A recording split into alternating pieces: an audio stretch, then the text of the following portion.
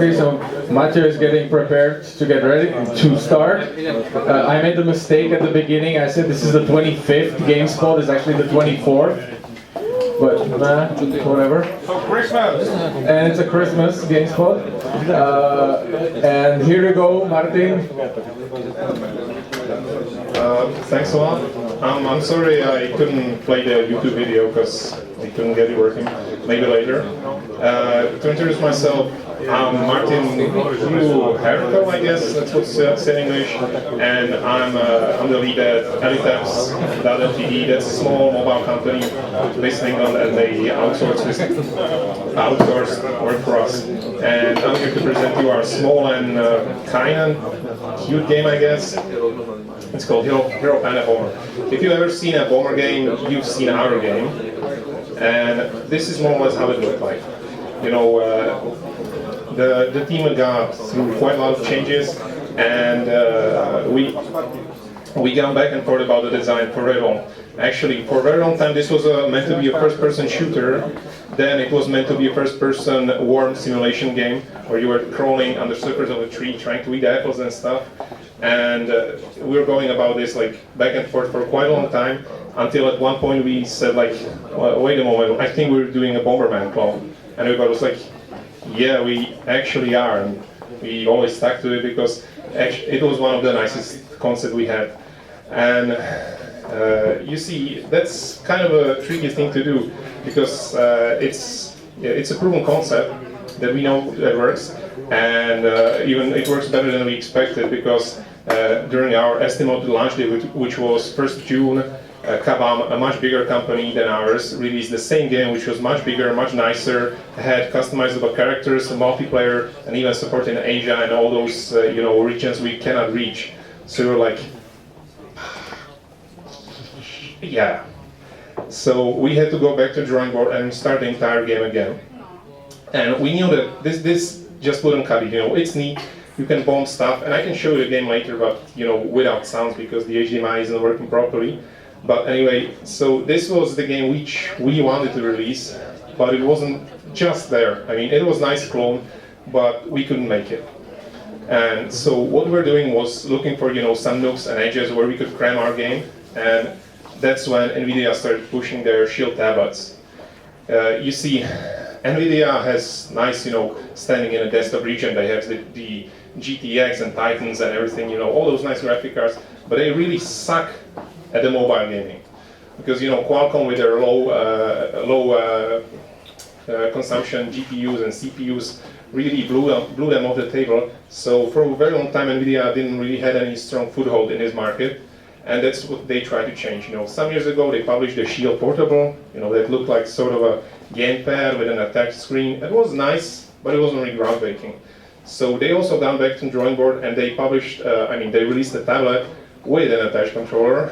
And once we saw it and see that all our troubles of making a big game, nice game, were pretty much solved, because that's what we were arguing about most of the time. How big can we do it? Can we ram in a multiplayer? Can we put in, asynchronous achievements without the game lagging? Because on the background you have to compute lots of stuff. How many cubes you destroyed, how many enemies you respect, and so on and so on and so on.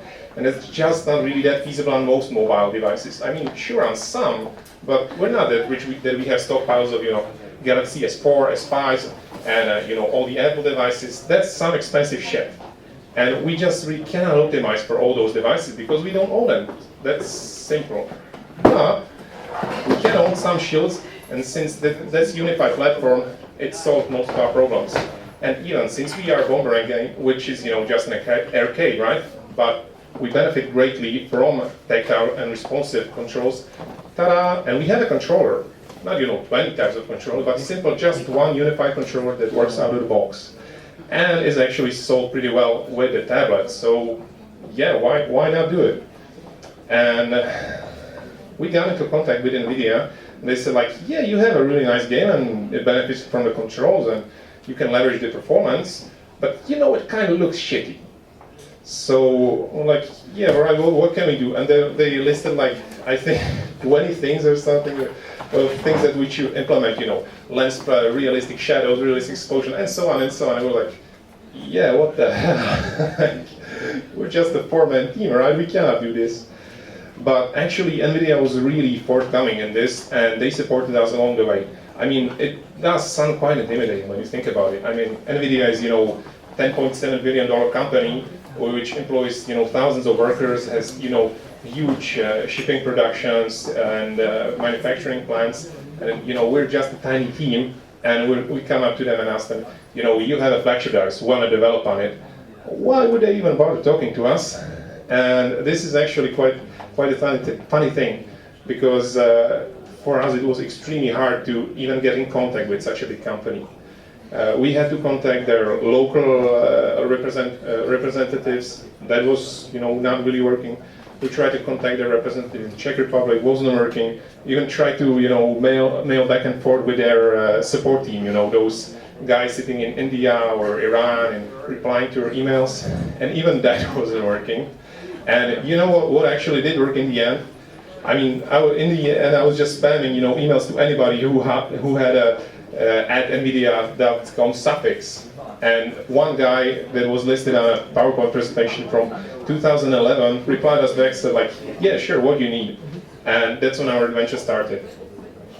And, it was quite a ride because, as you see, we had to implement lots of stuff, and most of it didn't really work. I mean, if you want to know, we developed this game in Unity, and Unity is nice engine, it's more or less free, it works nice, but it's buggy as hell, and nothing ever works on no platform whatsoever.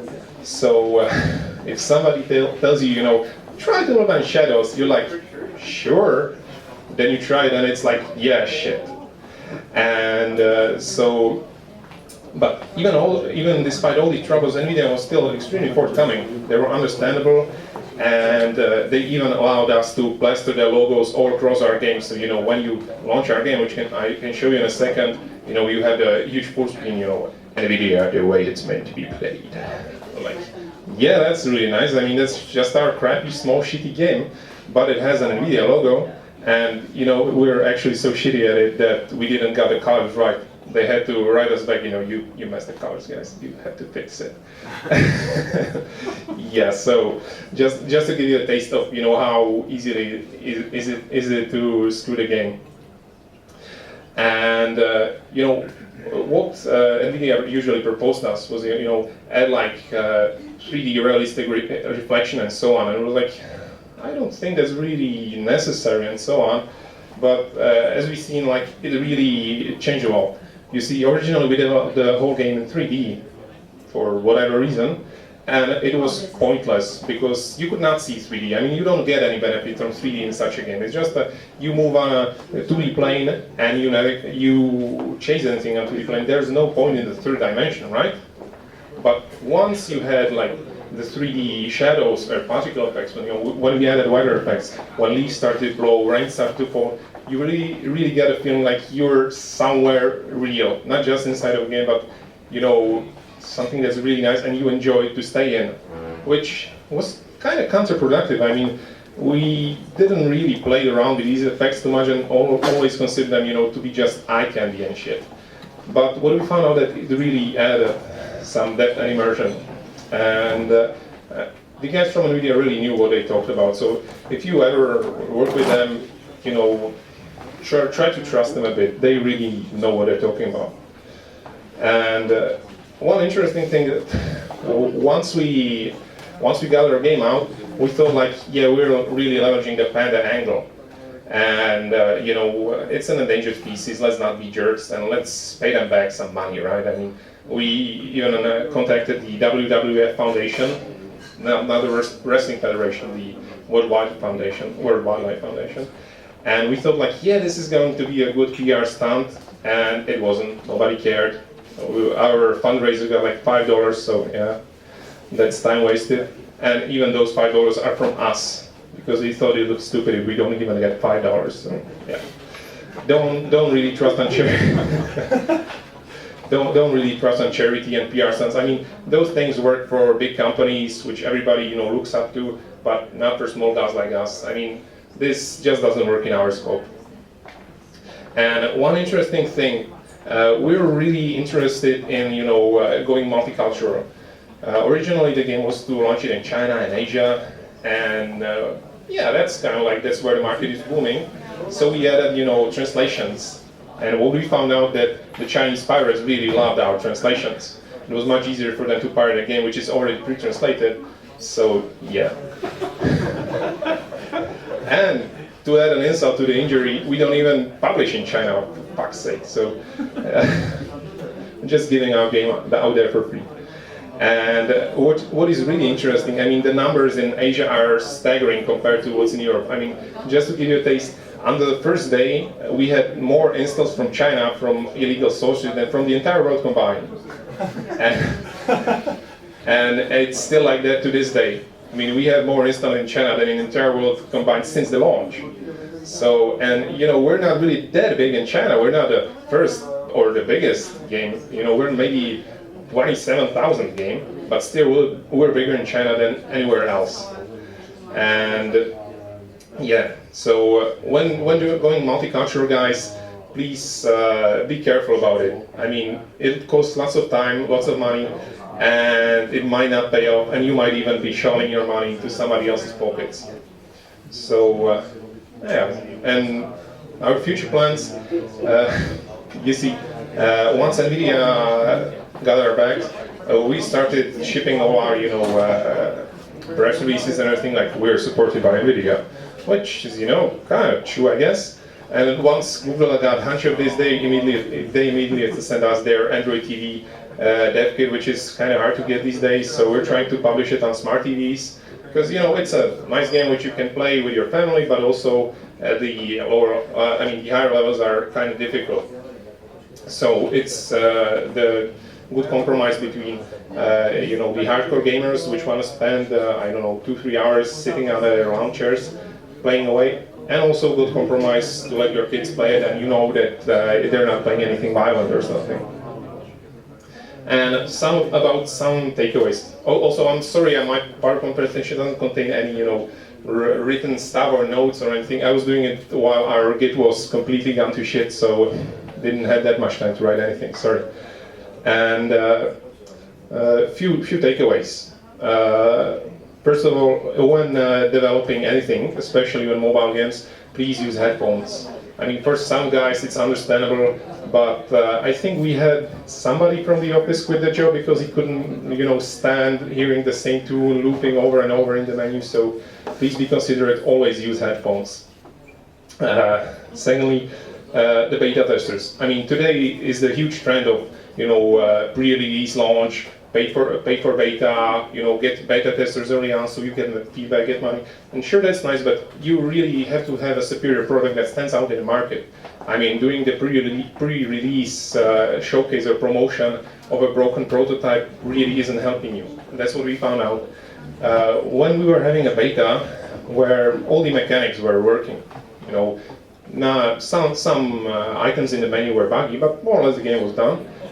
We tried to launch the beta, spend all the channels we could for all the time we could, and on the Friday night of the beta we had like 2 testers, and we even tracked the links, how many people seen the links, and it was like 7,000 or 8,000 I think, and 100 clicked on it and 2 signed up for it. So if you're not going to launch some really huge or nice game, don't really expect people to line up for your beta.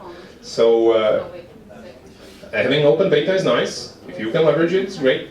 But don't be overconfident and don't think that people will flock to your game just because you have an open beta. I mean, everything is open and free now, so open beta is not really something new. I mean, if you can go back in time and travel to, 1995 and have an open beta of Diablo 2, sure, everybody will play it. But these days, not anymore. So don't be overconfident with open betas. And gathering beta testers is very difficult. Secondly, the model which we decided on was premium, for the simple argument that our game is nice, but it's not $5 nice.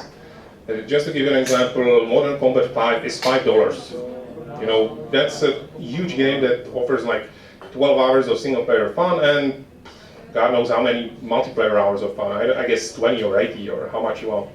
If you want to sell Half-Life 2, you cannot do it for more than I think $9. That's the price that's currently asked on the market.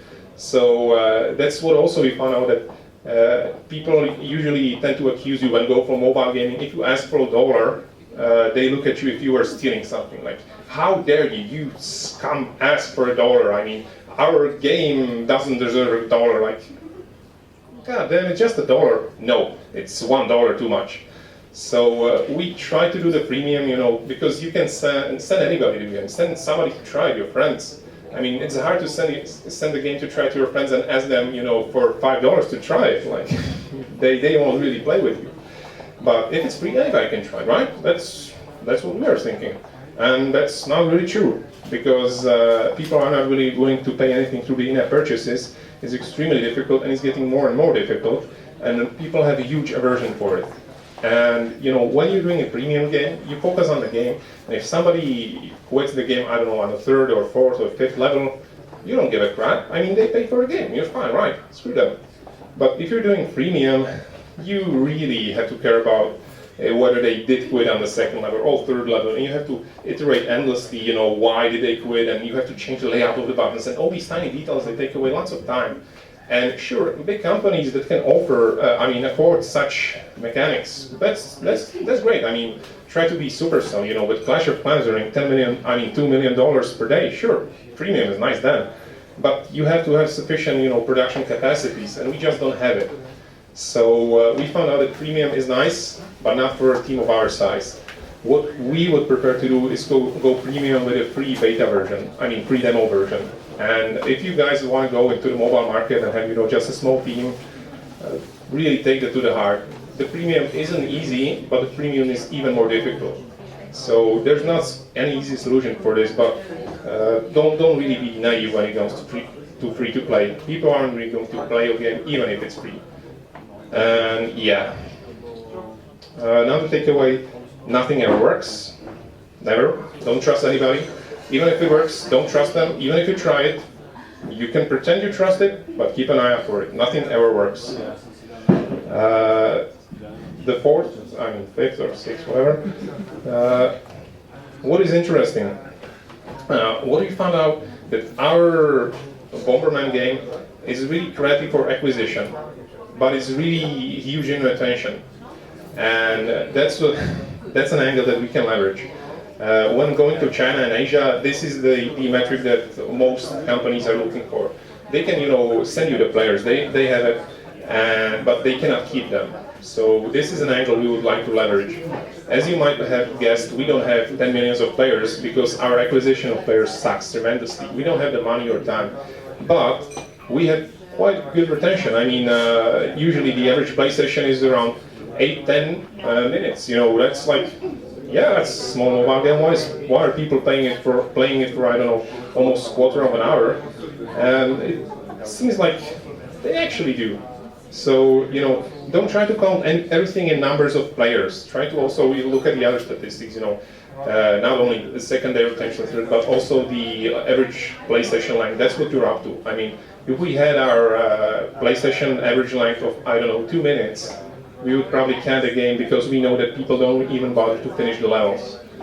So that's an angle that we can leverage. And if you're in the ditch, try to look for some hints like this where you can leverage the game. Interesting. What we also found, the culturalization. We wanted to push heavily into Asia and China and, you know, Thailand. And what we found out that nobody really knows how to culturalize that goddamn thing.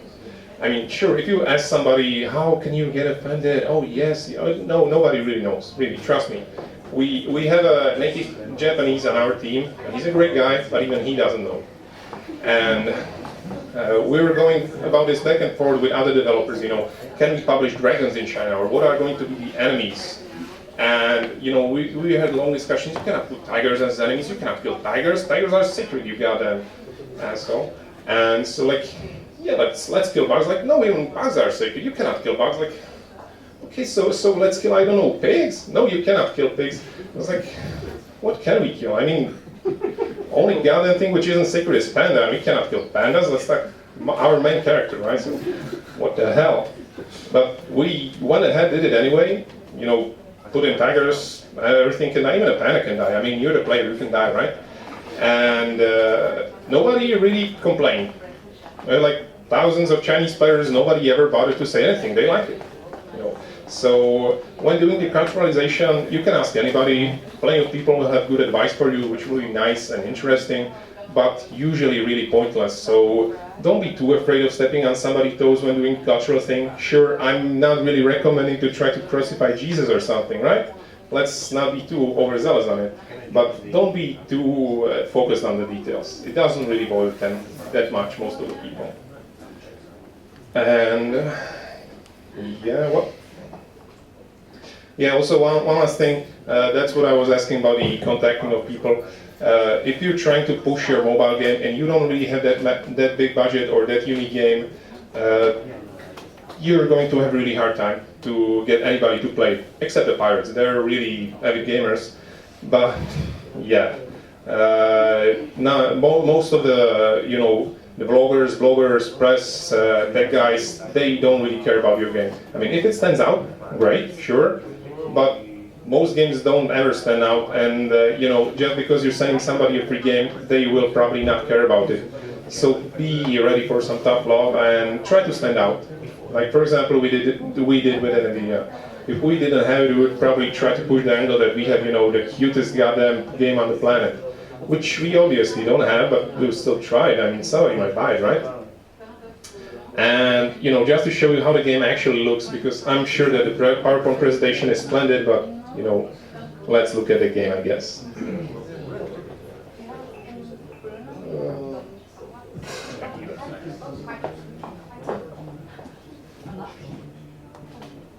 Also, the sound isn't working because this HDMI doesn't support it, so I'm sorry that you will not be able to hear our fantastic soundtrack, which is made up of 2 songs, so yeah. And we didn't compose them, we just bought them. And sorry about that.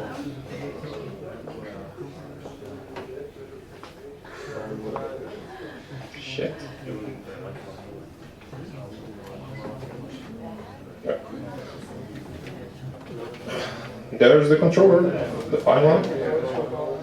That's our logo with the correct color scheme. Yep. And I'm sorry, if this version doesn't work, this is the development version, we're working on it today. If it crashes, I'm sorry, the live game shouldn't crash, but this is what we're debugging today. So I think it's stable, but if it's not, I'm sorry, this is not the real game. And yeah, the sound isn't working, so sorry about that. And my controller isn't connected, so sorry about it.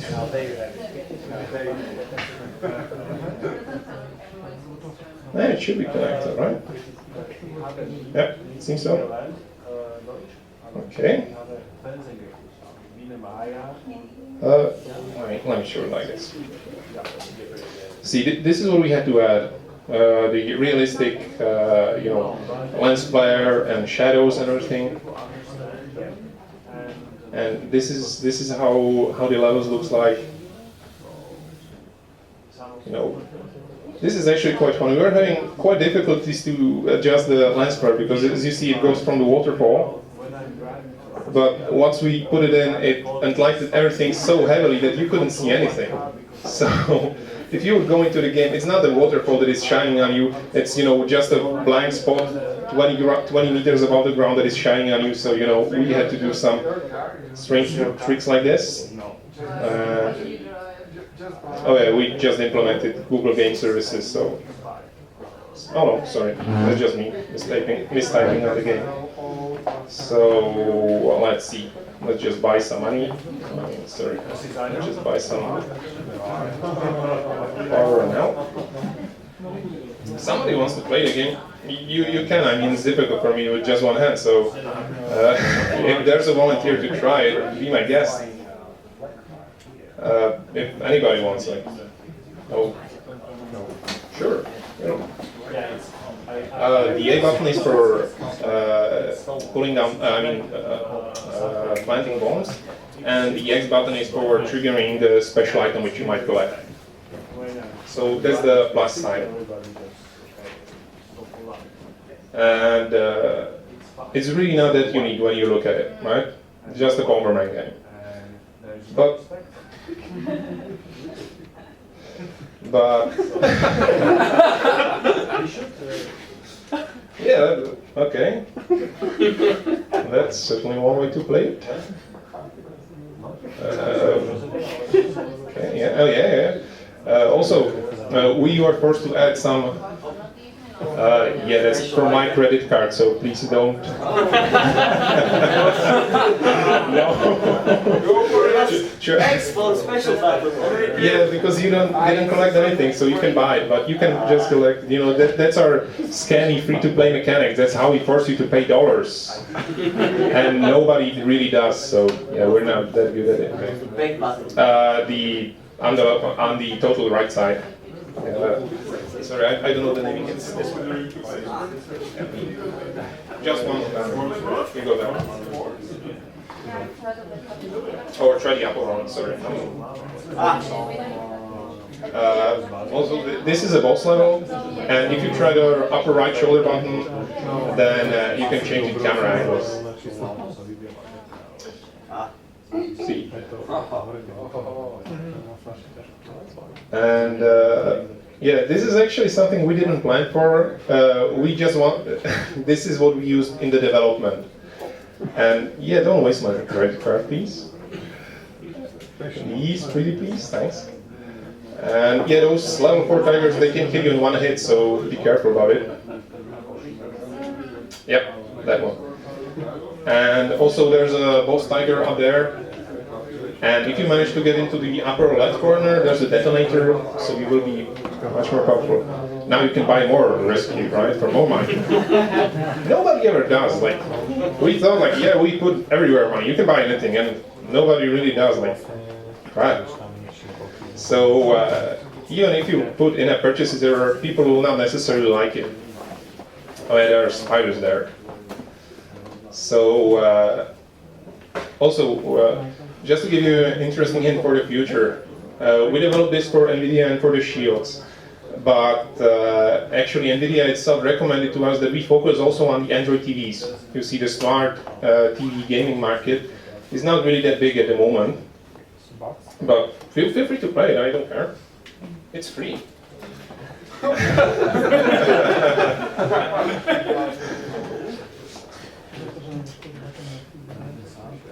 Yeah, those dark ones are indestructible, those yellow ones are destructible.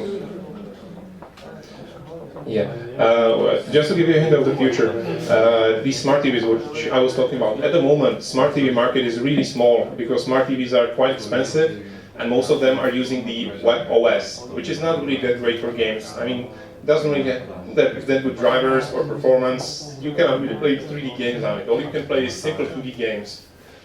But the manufacturers like Sony, LG, and so on are really trying to leverage the angle, so they partnered up with NVIDIA to put their chips into the smart TVs so they can run Android. And once they run Android, they can support these kinds of games. And this is so much supported by the developers that even, you know, if you have an Android TV dev kit, it comes pre-packed with a game controller. So this is going to be a huge market. Yeah. Okay. You kill the spider. It's a level 1 spider. You can kill it in one hit. But those black ones can kill you in one hit unless you purchase more power. See, purchases. And nobody buys them, right? Really. We put them everywhere. Nobody uses them. And so, if you're going to try to do some mobile development, be my guest, sure. This is just our free-to-play mechanic, you know. You have to smash in more times, unless you buy power. Again, in-app purchases. Nobody buys them, goddamn. And so, if you're going to try to do mobile development, don't really look for tablets and smartphones. Also look for the smart TVs. They're going to be really big and yeah, and nobody got them buys the rescue, right? I can. Not with my credit. I can show you an easy level. Try to go to the. Yeah, try to go to the. I think the 5th on the first world. Don't go down, please. Down. Now. Down. Now, not to the left. Down. use the D-pad, you know, just down, down, yep, down, down, down, more down, more, please, more, yes, more. So, no, back. The one before the bridge. Yeah, no, yeah, no, yeah, yes, that one. Feel free to bow. I mean, the takeaway from our game would be everything that is going for mobile doesn't necessarily have to be optimized for speed. If you were able to, you know, secure partnership with some hardware developer, which is not really that difficult. It's not totally easy, but it's not really impossible, because everybody in the hardware market is currently looking for showcase titles which they can use on their games. So you don't necessarily have to create, you know, Candy Crush ripoff or Mesh 3 ripoff or something. You can go 3D, you can go first person, you can go full control support. It is possible, and it has, you know, quite sufficient numbers of players. So don't really think about simple casual games when thinking mobile market today. The second takeaway would probably be, don't only focus on the tablets and smartphones. Look out for semi-gaming consoles like this one, or the smart TVs. The smart TVs are going to be extremely huge. So also try to be on the lookout for Amazon. What we found out that the Amazon store isn't really as big as, you know, the Google Play, but they're really good when incentivizing you to develop for it. If you implement their custom-made things like the game circle and so on, you actually get quite a substantial amount of free ad credit. So if you do away with their SDKs, they offer you free advertising credits so you can get bigger on their platforms. So try to be lookout not only for iOS and Google Play, but also for these more niche markets, which can be very interesting for you because they offer you, counter benefits in order to keep you there. So be on the lookout for them. And probably the last takeaway would be, don't really focus on premium exclusively. If your game is nice and you can design for it, sure, it's perfectly fine. But it's much more difficult than most people, usually tend to think that you put a free game out there, put some in-app purchases in there, people will fuck you and pay for everything. Nope, that's just not true. People are not really willing to pay that much for premium games or for any games for the matter. So be prepared for some disappointment and maybe try to be humble and just ask $1, $2, $3 upfront and have a free demo version. Yeah, but don't really think that premium is, the universal cure. Yeah, I guess that's my 2 cents. If there are any questions, feel free to ask. Feel free to play around, guys. Anybody wants? Nobody wants to play our free game. God damn it. Thank you, Martin. And the very, very last part of the program, so we have Mary from Games Austria, who will tell you very briefly about the Central European Games Conference, which is going to be in January in Vienna. Mary, go. Thanks, Misa. Hi, everyone. So, who has been to Vienna so far? Yay! And who would like to go to Vienna? Yay! So I have that opportunity for you guys. We are running the Central European Games Conference in January in Vienna, and you're all welcome to come. Especially the Indies. Who are the Indies in here? The Indies? Don't you want to exhibit your game? Wouldn't you like to show the world your game? No? Yes? You don't mind? So we have an Indie Expo just for the Indies, where you can actually exhibit your game in front of the entire Central European Games industry. Now seriously, so our objective, our aim of the Central European Games Conference is actually to highlight those ones who are usually overlooked. Who feels overlooked all the time? I mean, in Austria, in Slovakia, in Czech Republic, we usually feel like overlooked because there's like Germany, Poland, and France, and they have a huge market. But who is there for the Central European Games branch? That's why we're running the Central European Games Conference, to actually highlight those ones who are usually overlooked. And the Indie Expo is the chance, the opportunity for the ones who are having the indie studio, who wanna exhibit and present the games, to come and apply for the Indie Expo. And all the others, I welcome you to Vienna because we have like awesome networking opportunities. Who doesn't like to network and party with fellow game developers from the Central European Games Conference? So come to Vienna, come to the conference. It's an awesome place to be. I mean, it's just 1 hour from Bratislava. Come on, guys. If you need more information, come to me. I would love to welcome you in Vienna. Thanks. Thank you, Mary. And I forgot to show the website behind me, her, so she has the link to the website. So thank you everybody for coming today. The 25th GameSpot will be on the second to last Tuesday in January. I don't remember the date, but you'll see it. Go on either the Facebook page or the Facebook group, and you'll see the event once it goes live. The recording from this will go on YouTube within the next 2 months, and we do take so long because we want you to come. So that's why we don't put it immediately the day after. So thanks again, everybody. There's still more wine in the back, so if you want it, go. Thank you, and have a nice Christmas.